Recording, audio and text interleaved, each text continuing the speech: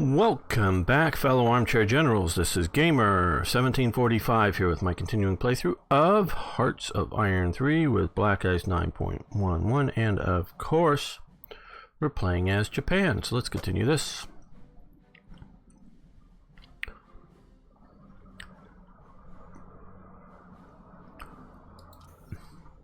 I have been, we need to adjust some of this, gotta pay a little more attention. We're still trying to work that down now. I have been thinking about, and a lot of the advice has been to, just for this year build ICs, but we haven't got yet through our first batch of ICs. We won't until October 9th, which is, coming up, and so that will give us, this is what, about 10 ICs here, eventually. That's costing us, well, about 69, well, a little bit more now, but, costing us a lot of, oh, back here again already. Costing a lot of other ICs, and so I'm just not so sure about, overly building them right now. I don't think we have nearly the practicals that Germany does for building ICs, which may be, and I think it is rather correct. So we are building this up, but it's realistic.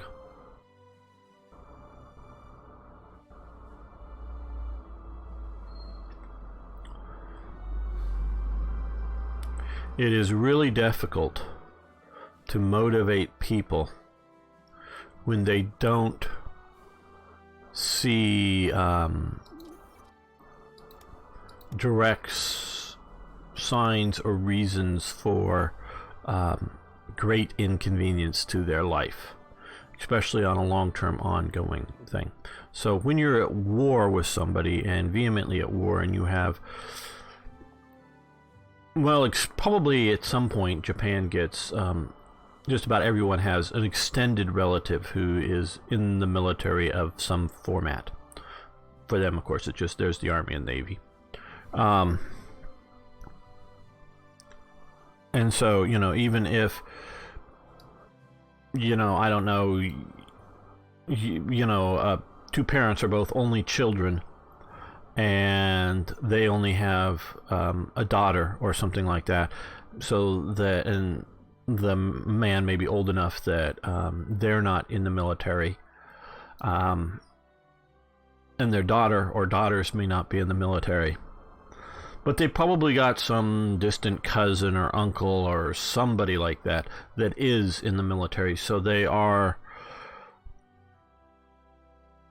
in danger, away from home, whatever. So once you're in a war, which this game does reasonably well, represents the idea of mobilizing the population to do something.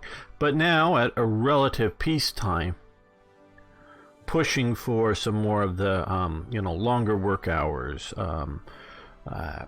more rationing, and all that kind of stuff, that to build up a military is a really difficult thing to do. So, a more detailed basic tank ammunition. That looks like good, because we just got that. So let's go over to this.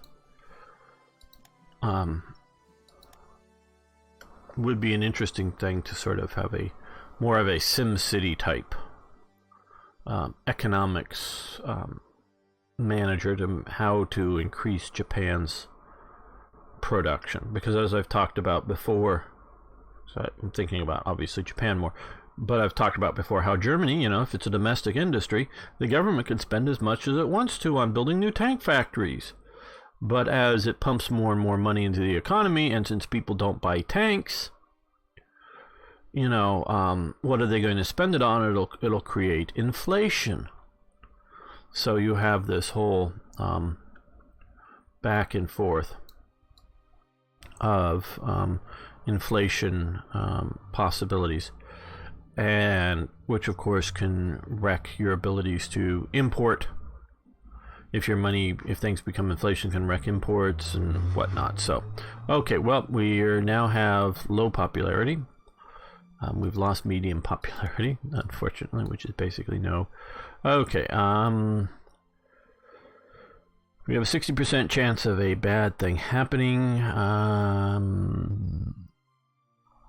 Money and supplies down. National revolt risk. We don't want to do that.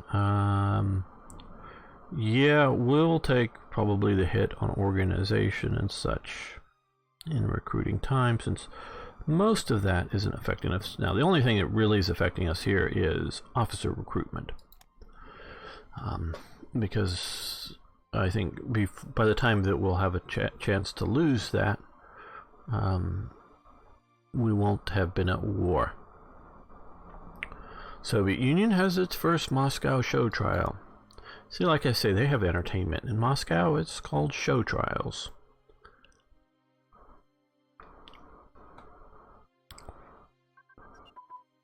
Okay, well, this will help what we were just talking about.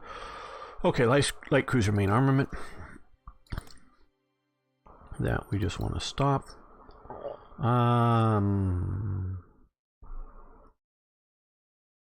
Let's improve fire control system. Keep that in the Navy. Okay, Secretary of Public Information. That, like I was saying, will help with our next whatever, picking out thing, and it will move it to a little better chance. I think it's a 50-50 for a good versus bad result. Giant infrastructure project. Okay, this will be sometime in the next year. We will take advantage of that. I don't know which one yet I will pick, though it's fewer choices likely to pick than what that I'm likely to take than what is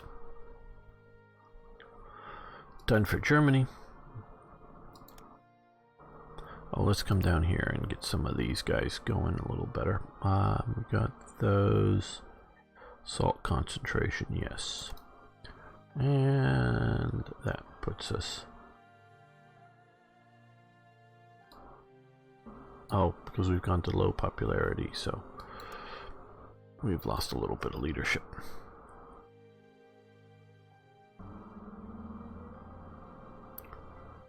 We're getting those heavy cruisers built. I just haven't deployed them yet.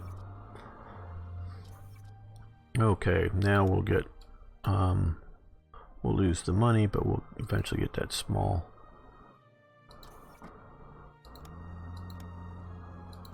Or it should be, okay, yeah, here it is.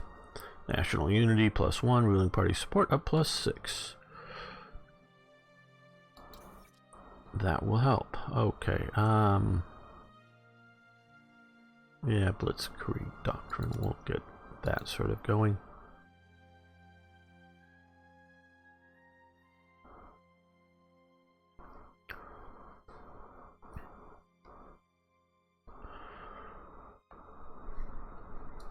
Back on this, yeah. So we'll get through some of these guys. I move these submarine up to the top of the naval production just to get those through. We'll get those carriers.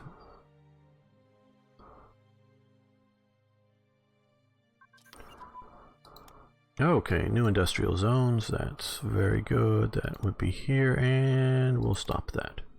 Just too far ahead.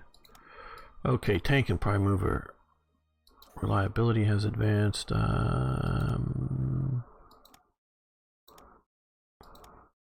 are just so many of them. That's here. Okay, and we'll let that go because it's still just a 36. And our 2 steel things. So we can now do steel refineries to improve our steel output, and that is here and here. Eventually, okay, we want these, so steel production of at least 3. So that, which will wait till 39.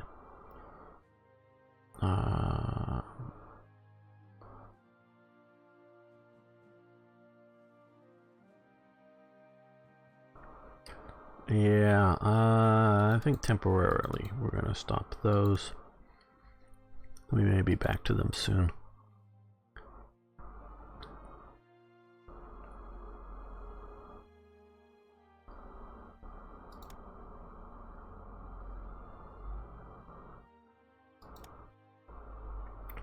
Yeah, we're still, I know, in 1936. But just looking over things. Yeah, we'll do that.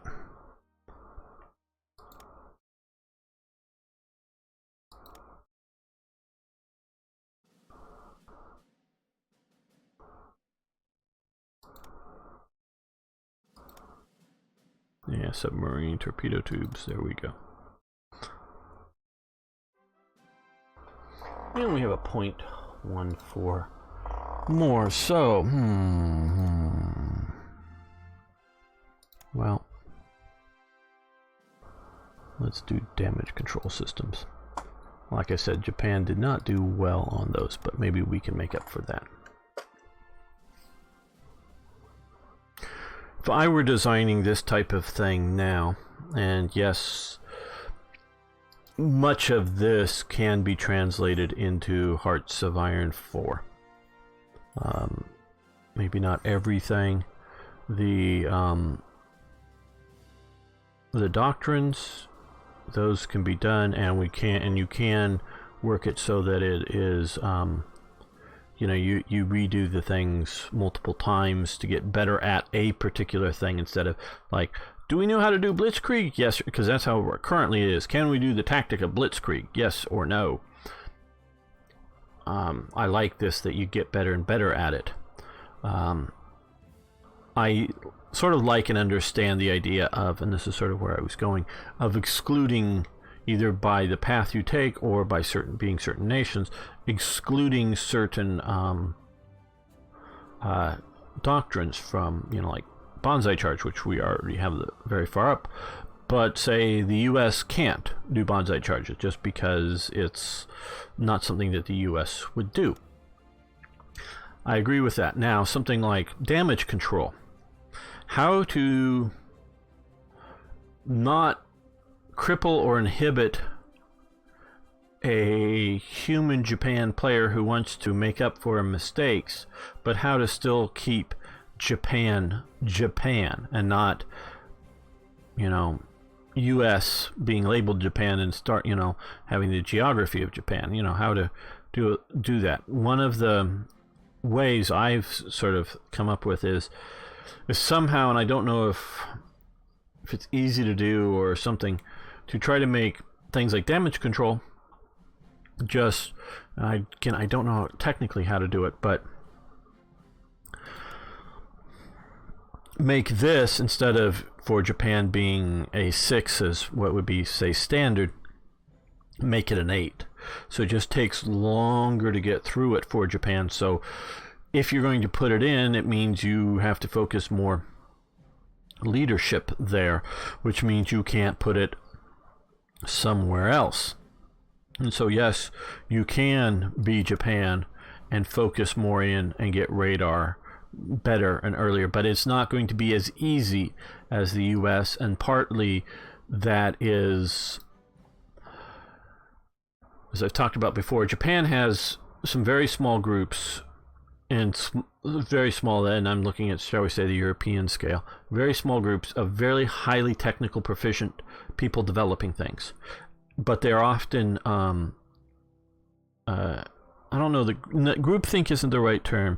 No, they're often either very much in working for the Navy or the Army and not talking to each other, even if they're doing the same damn thing. Meaning an aircraft designer working for the Navy is not talking to an aircraft designer working for the Army. That doesn't mean at some point, especially once you have the 0 out there, that the Army aircraft designers don't either get to see the plans or look at a 0, but they're not, like, during the development process, not talking to each other, as well as the big zaibatsus, the big industrial concerns, also have these sort of tight, well-organized, very well talented, very well educated in their fields, at least, meaning they may know radio technology, but know nothing about politics or whatever. They're very well educated within their fields, and they know what they're doing, but they're again not talking to each other because they're working for their one concern in competition, which is natural, with other companies within Japan. And I do know, not specifically on any one of these, but I do know that there are some of these very well-educated people that do speak English. I think in some ways primarily, and not maybe speak it well, but do understand English, to get trade journals from around the world. They're public trade journals on radio technology and whatever. And so they are getting some part of the if you will, scientific community of the world, and more. That's after World War II. It really is all done in English internationally, and it's already doing more and more technical language being done in English. So that they are getting this information, but these are all relatively small, and they do some really good stuff. But Japan has nowhere near the broad base of, say, the U.S. And I do sort of like the idea that something like officer recruitment is separate from some of these technological things. Officer recruitment and developing battle plans, where do you put your thinking?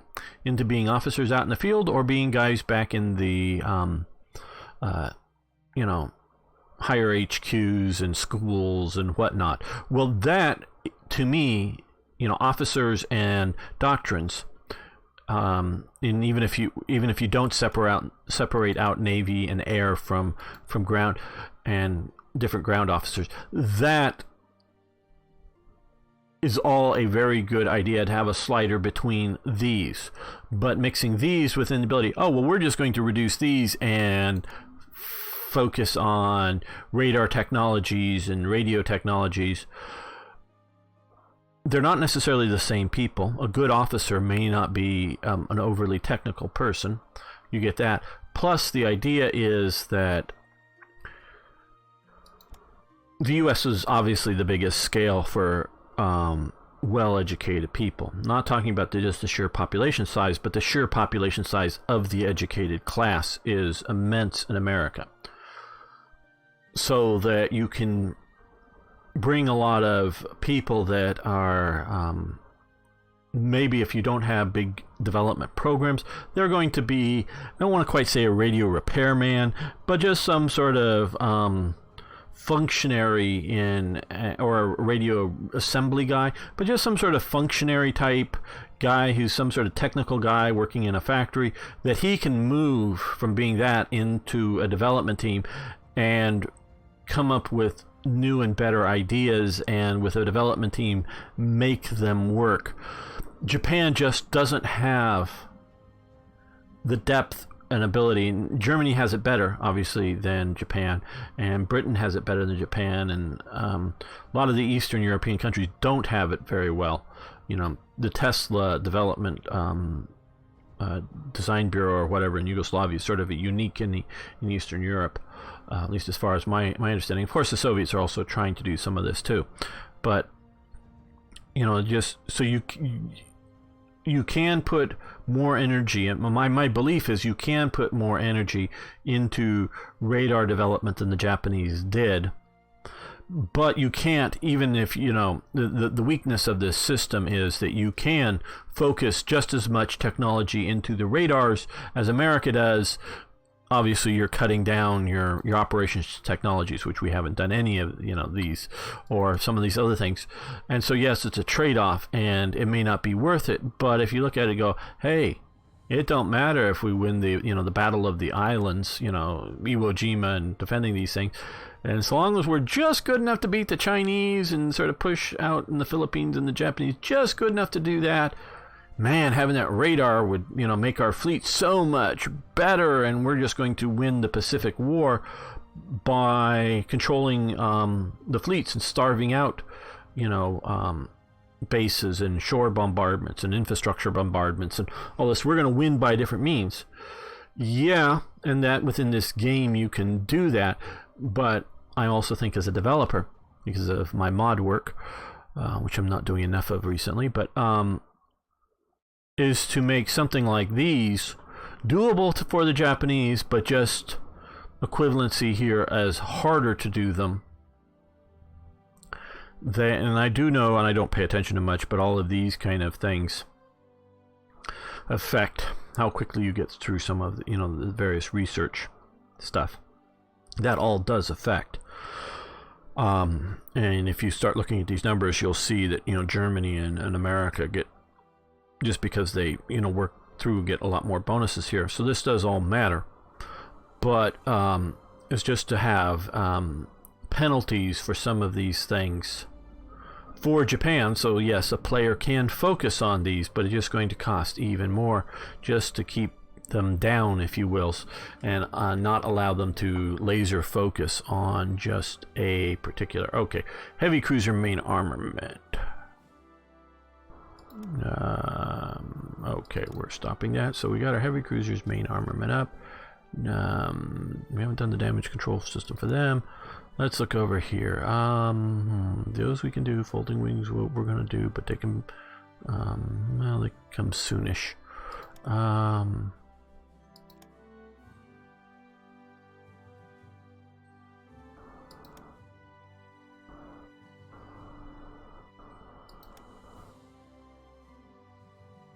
We want to get these going, so I think we need to get those better.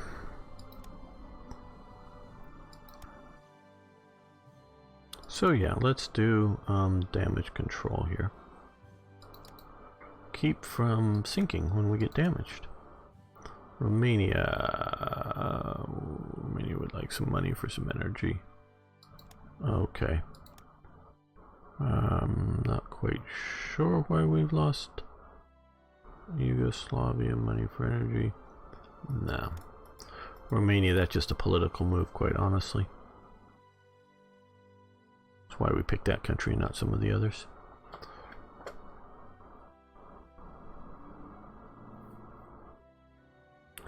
Trying to build ties with future possible allies. Turkey, Canada, Brazil.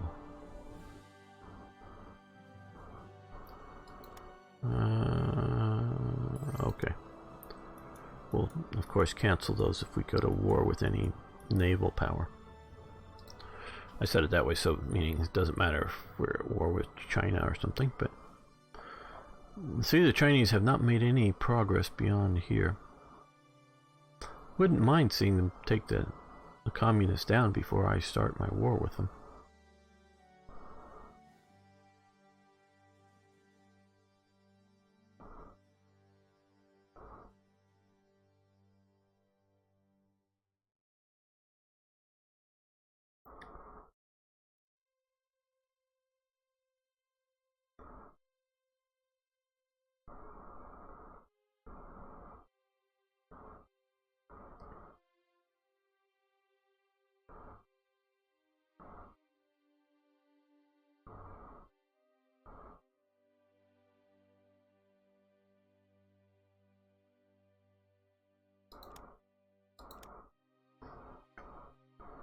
Just make a safety save in case something goes bad with the autosave coming up, and won't have to replay as much.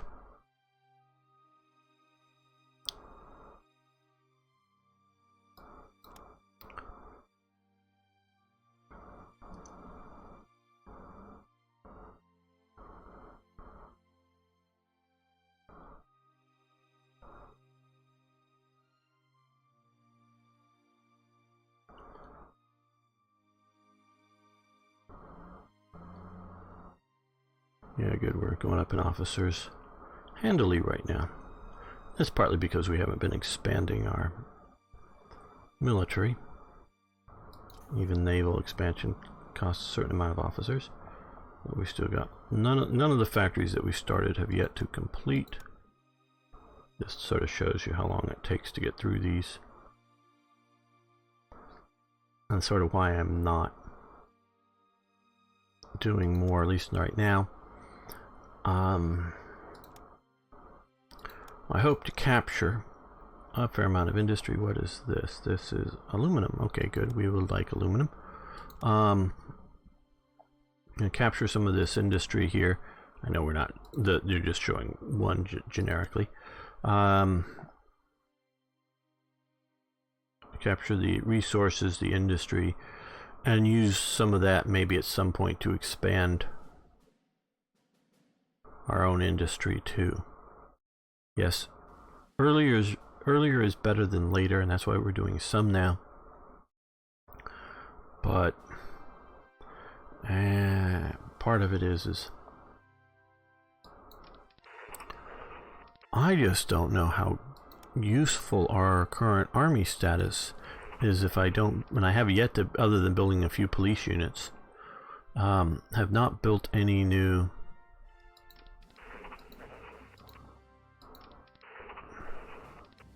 I thought of any ground units. I thought about upgrading these guys here to a more mobile division until I looked at this, which is important. You see the tank speed is 4.5. Well, the heavy tanks, I think it's actually may have gone up a little bit earlier because of being upgraded from, by either gasoline engines, which improves some of the speed and some of the stuff, or track and prime mover reliability. I don't, maybe not so much that, but Italy annexed Abyssinia as well as conquer it. So it has increased speed a little bit, but it had actually been, we would give them crude oil. We're stockpiling crude oil. I think that's a prudent thing. Hadn't been as fast, and so, but even maybe semi-motorized. Let's take a quick look here. Okay, we're paused. Good. Let's see. Semi-motorized is 6 versus 5. Oh, it's 5. It's 5, not 6. Okay. It's 5. Motorized is 6. Walking is 4. Infantry tank is, maybe this is where I looked at it and saw it 3, but I guess things get improved, or some terrain improves things. Light armor is 7, so maybe not so much the yes, we already sort of know that. Okay, light anti-aircraft armament, now it's too far in advance, so cancel that. It's too far in advance to be done efficiently. Battleship armor, yeah, we'll do that.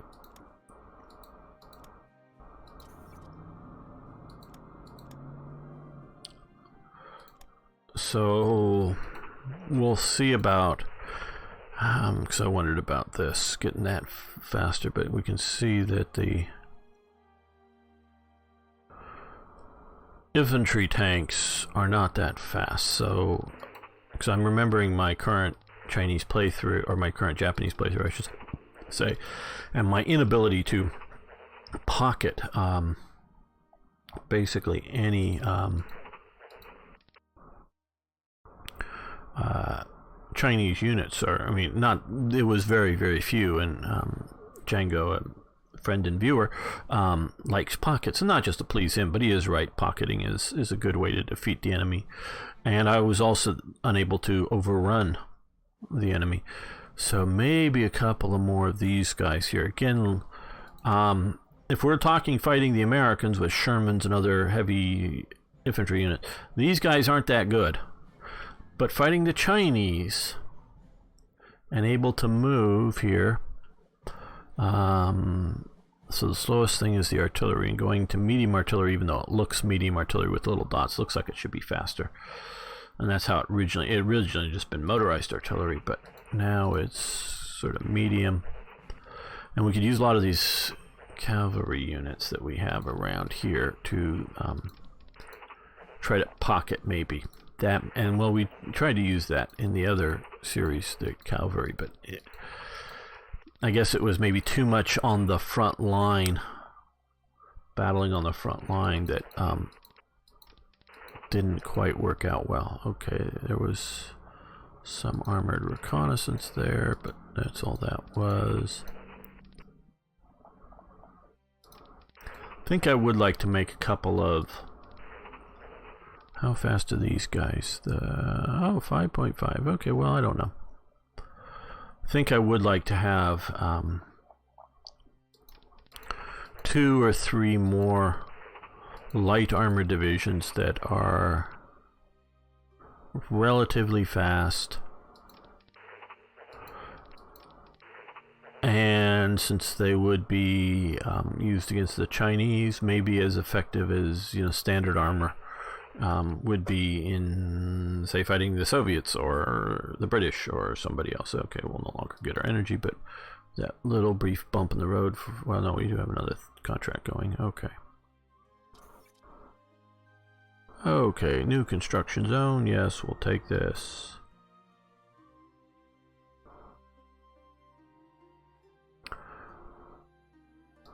It's just the German Panzer Commander or whatever in me wants to have some fast. Now, because of dealing with the realities of what we are, I'm not against the idea of having some of these infantry tanks, because they should be really good in supporting infantry movements and overwhelming Chinese resistance. That's what they should be good at. And again, things are relative. Things are absolute and things are relative. If you're talking about a 37mm gun, you know, it's only going to punch so much armor, and that's an absolute thing. And if you're fighting against Polish or, you know, the BT series and a lot of the T series, T-26s, and even some of the big monster Soviet T-28 or whatever, monster Soviet tanks, those guys got relatively thin armor. 37mm works. Start talking the T-34s, the KVs, they don't work. But they're still useful because they can still punch lighter armor. So if you've done a lot of Lend-Leased half-tracks to the Soviet Union, your 37mm guns will still shoot up half-tracks. They'll still shoot, you know, machine gun nests, or, you know, troops behind a wall, you know, whether in a building or just a, you know, a field wall somewhere, you know, a stone wall that would stop machine gun bullets, you know, completely. The 37mm will probably blast that sort of apart. Not as well as a 75mm high explosive round, but it's still useful. So things are both absolute and relative. So relative, for the light armor against the Chinese, that'll be good. For the sort of infantry tank, which is, it varies whether it's heavy armor or not, but it's not meant to be a heavy tank in the other sort of sense, should be a good infantry killing, even a better infantry killing tanks for breaking through a strongly defended line, and for particularly when you're not facing enemy armor. Okay, medium anti-aircraft, and I believe that is this one. Yes, okay. Let's continue with our naval foundation tech build up, if you will. Okay, damage control system.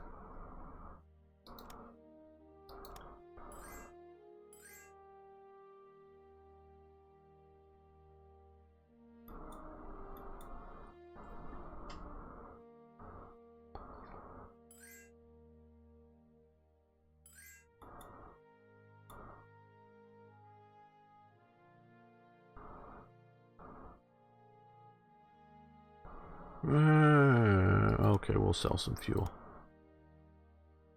I am sort of stockpiling that to some degree, but we'll sell a little bit.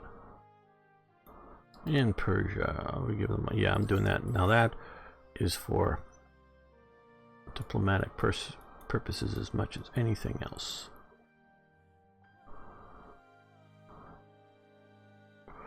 Well, I'm not sure how long this has gone on, but probably about time to end this episode. I want to thank you all for watching. Thank you for liking the videos. If you haven't already, please subscribe to the channel. Love to see you around more often. And of course, post corrections, questions, comments, suggestions, tips. See you next time for more Hearts of Iron.